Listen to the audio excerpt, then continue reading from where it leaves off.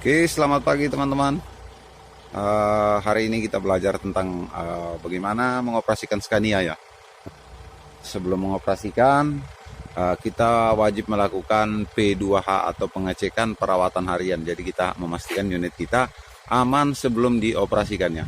Oke, awal kita melakukan pengoperasian itu, sebelum melakukan pengoperasian kita harus wajib mengelilingi unit ya, mengelilingi unit untuk melakukan pengecekan.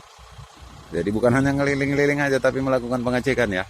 Dicek betul-betul ready baru bisa kita operasikan. Oke, langsung kita lakukan pengecekannya. Awal pengecekan itu kita mulai dari pintu yang sisi sebelah kanannya. Oke, sisi sebelah kanan berarti yang kita cek itu sisi sebelah kanannya. Pertamanya tekanan angin ya, fire, kemudian baut-baut roda ya. Kemudian di sini ada tutup untuk pelumasan bearing roda. Pastinya tidak ada kebocoran. Kemudian kita lanjut ke depan ya. Kita ke depan, ini pastikan berfungsi ya, atau posisi off dulu sebelum kita naik ya. Oke, dilanjut lampu-lampunya ya. Lampu-lampu, kemudian kita lanjut lagi ke sisi depannya ya. Oke, di sisi depannya ini, di sini ada, ya bisa dilihat, ini minyak lat ya, ada level minimal sama maksimal. Kemudian ini ada booster service brake ya, angin. Kemudian suspensinya ya, diperhatikan apa ada baut yang kendor atau ada yang patah ya. Kemudian ini ada box steering ya, bisa dilihat ya, ini box steering, baut-bautnya pastinya terpasang kencang, tidak ada kebocoran di box steeringnya ya. Oke, kemudian di sini ada radiator sama intercooler ya, intercooler pendingin. Tidak ada kebocoran di sini dipastikan. Kemudian ini ada freon AC ya, tabung freon. Nah, di sini ada filter ya, filter AC juga. Ini seharusnya ada tutupnya ya, mungkin tutupnya jatuh, ini belum tidak dipasang ya, jadi harus ada penutupnya di sini. Ini ada filter AC ya, untuk air conditioner di dalam. Jadi air yang angin yang diisap ke dalam ruang kabin kita lewat sini, jadi harus bersihnya. Oke, di sini ada kolan ya, pendingin, air pendingin untuk radiator, ada minimal dan maksimalnya, pastikan penuh ya, dan tidak ada kebocoran. Oke, kemudian di sini ada dipstick oli mesin ya, ditinggal ditarik ya dipsticknya. Ada sudah untuk ukurannya ya, di sebelah ada ukurannya. Kemudian ini adalah pengisiannya ya, pengisian untuk oli engine. Dan ini minyak steering ya, minyak steering juga ini dapat dicek juga ya, ada minimal maksimalnya di sini, ada dipsticknya, tinggal dicek. Kemudian mountingnya ya, ini baut mounting gabin ya, suspensinya seperti tadi saya lihat. Kemudian sisi bawahnya ada stabilizer ya, yang bentuk U ini.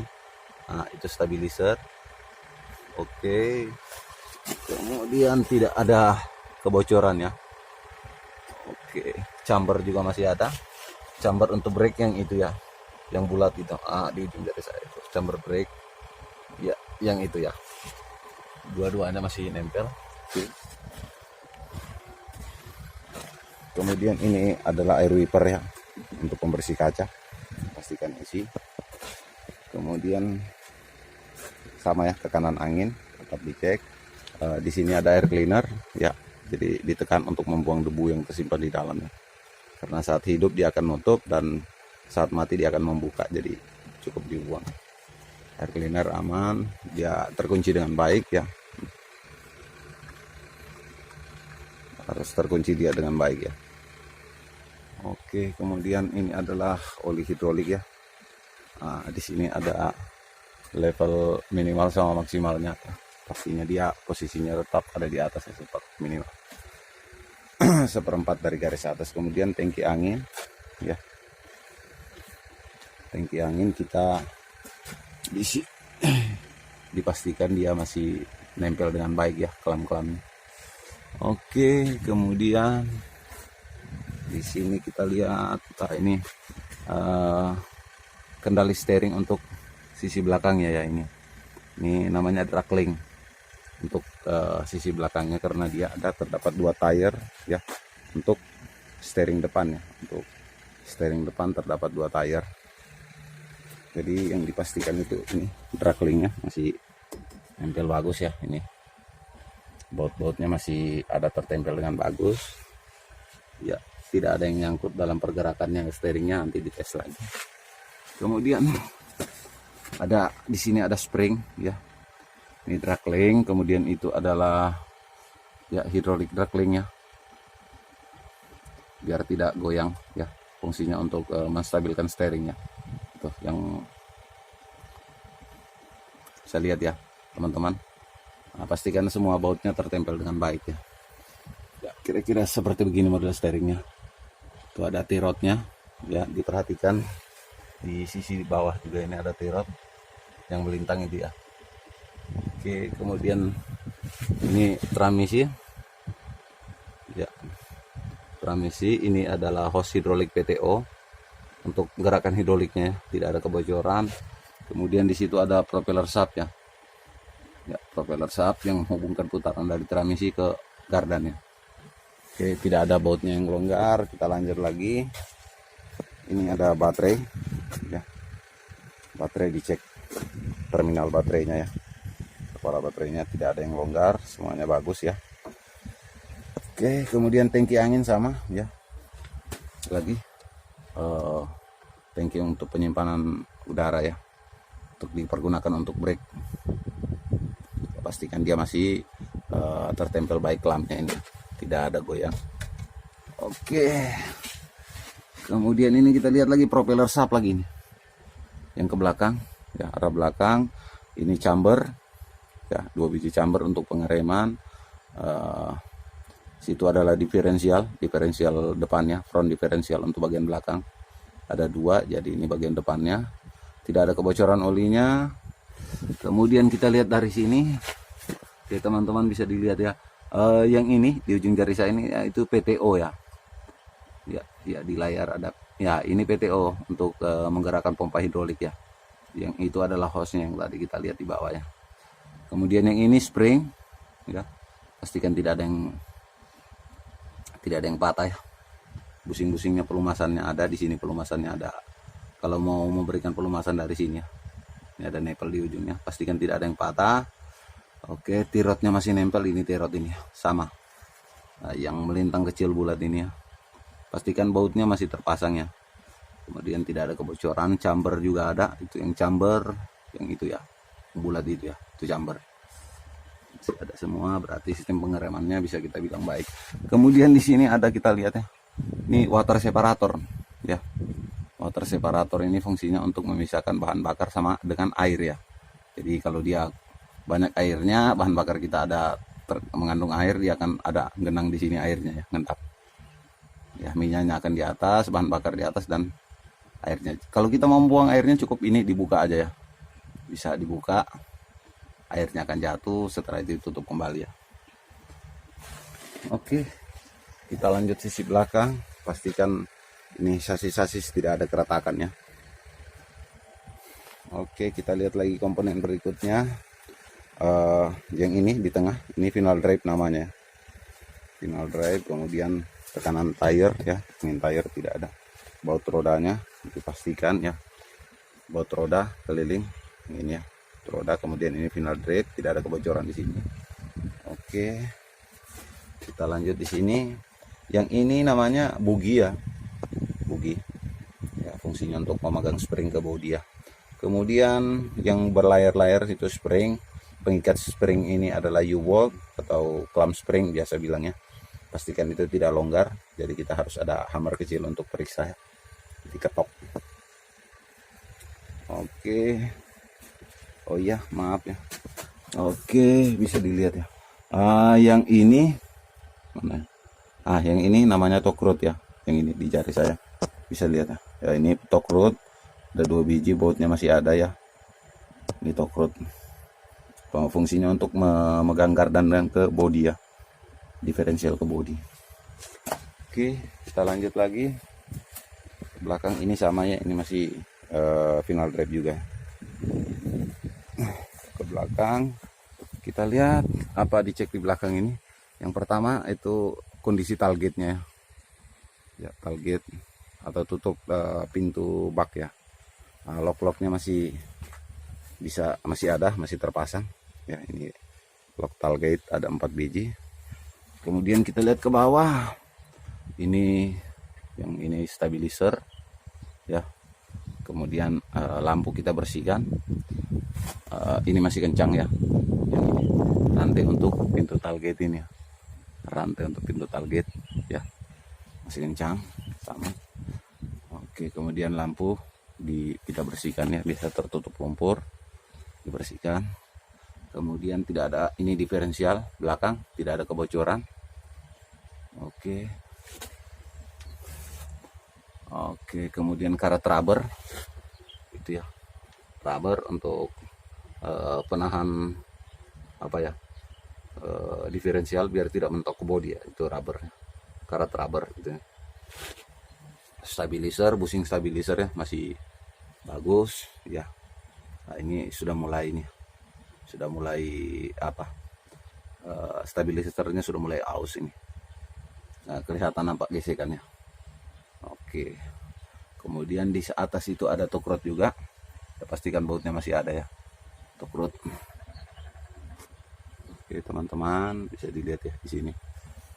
Oke, kemudian lanjut busing pin untuk apa ya, bezel ya, itu dam ya, pastikan dia terpasang dengan baik, locknya, baut locknya ada ya, terpasang semuanya, ada pelumasannya, tidak koplak ya, tidak oplak maksudnya, itu locknya ya.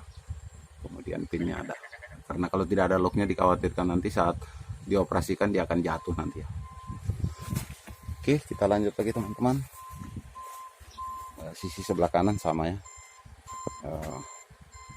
final drive, baut roda, tekanan angin, kemudian spring tronion yang ini ya, saya ulang tronion, kemudian itu U-bolt dan springnya ya. Oke, kemudian ini tangki fuel ya, spring juga sebelah kanan sama dengan seperti tadi. Kemudian di sini ada muffler ya atau knalpot ya, pastikan tidak ada kebocoran dari saluran gas buang ini.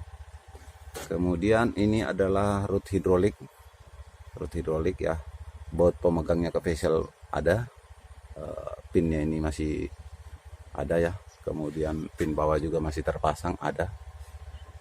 Oke, tidak ada kebocoran di sini ya. Di sini saluran intake ya, air cleaner ya. Oke teman-teman, dilihat ya, ini safety device-nya, ada safety cone-nya kalau terjadi kerusakan di jalan. Kemudian kekencangan baut-baut pemegang sasis ini ya, ini bisa dilihat keliling lagi nanti kalau berjalan sambil lihat-lihat. Oke, yang tadi itu saya lihat teman-teman ya, yang ini yang saya sebut PTO ya, yang nempel ke transmisi ya. Tempat mengambil putaran untuk memumpar pompa hidrolik disalurkan ke hidroliknya lewat kontrapalap sehingga dia bisa dam ya, melakukan damping atau tipping. Ini shock breaker, shock absorber atau peredam kejutnya ya, dia ada karet-karet rubbernya ya, dilihat aja, kalau sudah rusak bisa digantikan. Oke, setelah kita mengelilingi unit, mengecek ya semua kondisinya tadi ya, jangan lupa. Oke teman-teman, kita lanjut lagi ya. Setelah melakukan pengecekan di bawah unit ya, kita lanjut ke bagian gabin ya. Di dalam gabin instrumen panelnya kurang lebih seperti begini ya. Oke, steering. Kemudian pastikan saat menaiki dan menuruni unit menggunakan 3 tutup tumpu ya, jadi berpegangan dengan grill yang sudah disediakan, berpijak dengan tangga, jadi jangan meloncat ya saat menaiki dan menuruni unit. 3 titik tumpu artinya berpegangan dengan 2 tangan, berpijak dengan 1 kaki, atau berpijak dengan 2 kaki, berpegangan dengan satu tangan teman-teman. Oke, di depan ada instrumen panel di layar ya teman-teman, saya jelaskan lagi sedikit ini. Yang ini namanya RPM ya, RPM kita gunakan karena ini tipe lama, dia belum ada ren birunya. Tapi kalau tipe terbaru ada ren biru dari 1200 sampai dengan 1700. Ya, artinya saat menambah kecepatan kita, bila RPM sudah menunjukkan di 1700, saatnya kita untuk menambah gear kecepatan ya. Begitu juga saat sudah mendekati titik 1200, kita harus mengurangi gear kecepatan kita. Artinya kita butuh power yang lebih ya. Tipe yang terbaru sudah ada panduannya seperti begitu. Ini yang tipe yang lama ya teman-teman. Kemudian ini adalah speedometer, mengukur kecepatan gerak unit kita. Kemudian di sini ada instrumen panel, ini water temperature ya, engine water temperature, kolan temperatur. Di video saya sebelumnya sudah ada saya jelaskan itu tentang instrumen panel ini. Nanti dinonton aja biar teman-teman lebih paham lagi. Silakan belajar mengenal instrumen panel secara umum, ada di situ Pak ya.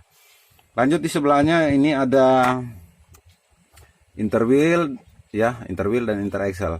Ini interaxle ya. Saat mengaktifkan ini, semua roda pasti sudah berhenti berputar, baru kita mengaktifkan atau menonaktifkan ya.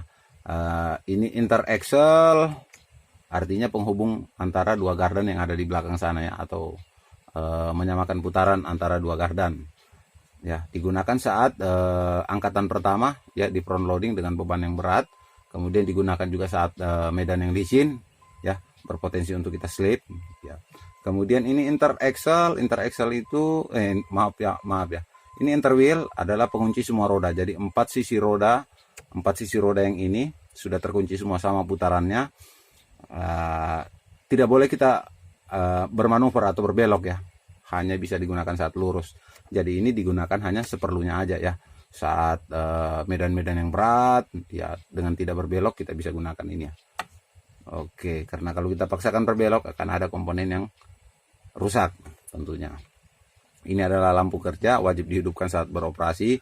Ini lampu hazard ya, digunakan saat pandangan terhalang berkurang, jarak pandang berkurang kita gunakan, atau saat breakdown di jalan kita aktifkan ya, biar mudah dilihat ya, tidak terjadi kecelakaan. Oke, kemudian di sini kita lihat ada exhaust brake ya. Exhaust brake ini sebaiknya saat operasi harus diaktifkan terus. Cara mengaktifkannya cukup menekan pedal service brake sedikit ya, dengan menyentuh pedal service brake sampai dengan ngeklik, tapi tidak sampai ngerem ya. Oke, antisipasi saat penggunaan exhaust brake ini, RPM akan melonjak naik ya. Jadi bantu saat turunan gunung itu diperhatikan RPM-nya, jangan sampai melebihi dari garis rep biru yang ada ini ya, rep biru sampai dengan 2200 ya. Bila sudah hampir mendekati situ, dibantu dengan service brake ya. Kemudian ini adalah smoke limiter ya. Smoke limiter itu adalah pemanasan awal, mempercepat proses pemanasan awal di daerah yang suhunya ekstrim dingin ya. Jadi kalau daerah panas tidak perlu kita gunakan ini. Kemudian ini adalah PTO ya, bagaimana penggunaannya nanti switch PTO saya akan jelaskan. Kemudian di ini ada tombol klakson. Bila kita gunakan klakson ya, yang angin trompet kita gunakan, tapi bila tidak digunakan ya silakan dimatikan. Kemudian di sini ada tombol untuk penerangan layar ini ya, penerangan layar ya, silakan mau diterangi atau gimana silakan. Ini adalah tombol lampu untuk BEM ya, modifikasi BEM. Kemudian di sini ada handle parking brake ya, posisinya begini ngeparking, kemudian ngerilis cukup dengan menarik ya. Ya, pastikan di posisi terparking sebelum engine di start. Kemudian ini HM-nya, karena panelnya ini ya, layar sudah error ya, dengan tombol ini ya, sudah error, makanya diganti house meternya dengan menggunakan ini ya. Oke, ini air conditioner. Kemudian ini suhu yang kita inginkan di dalam kabin berapa untuk pendingin. Ini input air, input sumber pendinginnya ya, yang ada filter di depan tadi saya tunjukkan ya, kira-kira seperti itu. Itu adalah inputnya. Kemudian ini ada handle transmisi ya, handle transmisi akan saya jelaskan juga di sini. Untuk Scania 420 ini menggunakan 10 gear percepatan ya, 9 gear percepatan maju dan 1 untuk mundur. Untuk rem bawah ya, ini namanya renceng Pak ya, yang ini renceng. Kalau yang di sebelah biasa sini biasa ada tambahan itu namanya high glow ya, splitter high glow. Tapi ini rain gear, jadi renceng gear, alur pertukaran gear ya. Untuk rain bawah itu ada gear mundur, kemudian gear C ya, gear mundur digunakan untuk mundur R. Kemudian C itu crawler digunakan saat angkatan pertama dengan beban yang berat.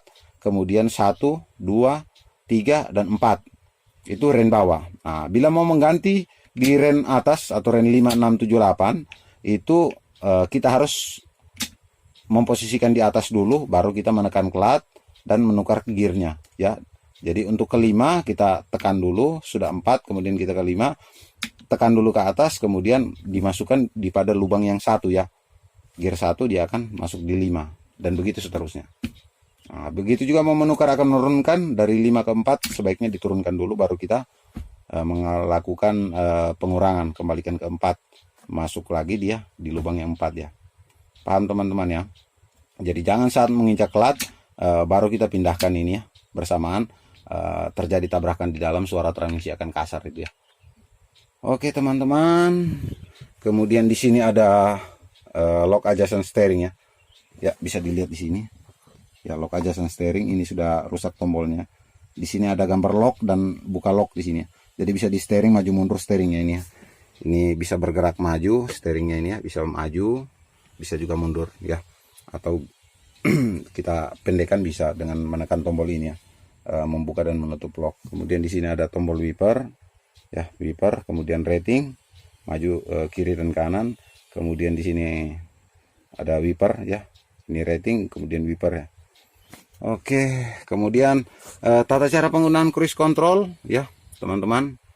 Kita lanjut lagi tata cara penggunaan cruise control. Cruise control itu aktif apabila tombol ini sudah kita aktifkan ya. Dia sudah kita tekan aktif dan akan mengaktifkannya cukup menekan plus atau minus. Nah, kita sesuaikan kecepatan yang kita inginkan ya. Satu kali klik akan bertambah 1 km percepatannya. Kemudian ini rest, ini adalah untuk men-setting kembali kepada settingan akhir kita. Jadi cukup menekan ini, bila settingan terakhir 40, menekan rest dia akan langsung ke 40. Dan off ini adalah untuk menonaktifkan. Menonaktifkan ini bisa dengan menekan off atau menekan salah satu pedal brake atau kopling ya. Dia akan release dengan sendirinya. Oke, kemudian parking brake. Parking brake ini kita dapat gunakan secara emergensi ya. Misalnya di tanjakan gunung kita stop, kita akan start awal lagi. Cukup kita tarik sampai dengan tidak mengklik ya. Karena bila mengklik bunyi klik akan parking dia ya. Jadi kita cukup tarik setengah sampai dengan mentok ya, tapi tidak sampai ngeklik. Masukkan gear dan lepas perlahan-lahan ya. Karena di sini belum ada dilengkapi dengan fitur hill hold-nya ya, biasa di sini ya, tambahan. Oke, kemudian tipping ya, damping. Damping ini syaratnya menekan clutch penuh secara penuh, kemudian mengaktifkan ini sampai dengan lampunya aktif. Kemudian setelah aktif kita lepas clutch secara penuh juga atau kopling, kemudian menggerakkan tuas dampingnya ke belakang sampai dengan mentok ya. Kemudian kita berikan RPM jika membutuhkan tenaga, kita megas ya, berikan gas RPM sampai dengan maksimal 1000 RPM di angka 10 atau kurang dari situ ya. Jangan melebihi putaran untuk itu ya. Bila sudah material terbuang habis, kita kembalikan ke posisi netral ya. Kemudian kita menekan lagi clutch secara penuh, kemudian dimatikan tombol PTO-nya. Setelah mati tombol PTO, kita lepas lagi clutch. Bila material sudah terbuang semua, baru kita kembalikan, diangkat dan didorong ke depan, ditahan. Mengembalikan vessel sampai dengan posisi awalnya ya, sampai dengan nempel di sasis. Oke teman-teman paham ya. Bila sudah nempel kita lepas lagi, dia akan release dengan sendirinya. Sudah jelas ya. Ini adalah pressure angin ya. Ini tabung 1, tabung 2, tabung 3. Nampak jelas di sini. Saya dekatkan lagi. Oke, seperti itu. Ya pastikan kita menghidupkan engine dulu ya untuk melakukan pengisian angin sampai dengan lampu alarm mati ya. Cara menghidupkan mesin, pastikan gear netral, lampu parking terpasang, memberikan klakson 1 kali, kemudian starting engine ya. Kemudian kita lakukan idle sampai dengan semua tabung terisi penuh. Oke teman-teman, setelah dari situ bila sudah terisi penuh semua, dipastikan, diingat kita tetap menggunakan safety belt sebelum berjalan. Jangan lupa aba-aba saat penggunaan klakson ya, maju dan mundur. Antisipasi penggunaan exhaust brake ya, karena saat penggunaan exhaust brake cenderung RPM akan meningkat. Selalu perhatikan RPM-nya, kecepatannya, instrumen panel yang ada di depan. Parking brake, selama panel masih menyala maka parking brake masih aktif, meskipun handle parking brake sudah kita lepas ya, kita rilis ya. Oke, kemudian di sini ada penggunaan pengaturan di depannya ya. Di tipe yang lain ya, seperti R580 biasa sudah tidak ada stikoli di depan, kita cukup mengecek di sini ya. Ya, jadi tinggal teman-teman mengembangkan ilmu yang sedikit saya bagikan ini. Semoga bermanfaat teman-teman. Saya mohon bantu channel saya, dukung channel saya, dibantu dengan subscribe, like, dan di-share ke teman-temannya agar teman-temannya juga bisa belajar tentang unit Scania 420 ya. Karena tinggal teman-teman mengembangkan lagi instrumen panelnya ini ya, karena hampir sama semua, mulai dari 360, 380, 420 hampir sama instrumen panelnya, cuman tempat panel-panel tombolnya yang berbeda ya. Terima kasih teman-teman sudah like, komen, dan subscribe-nya. Di-share lagi. Wassalamualaikum warahmatullahi wabarakatuh. Matur nuhun.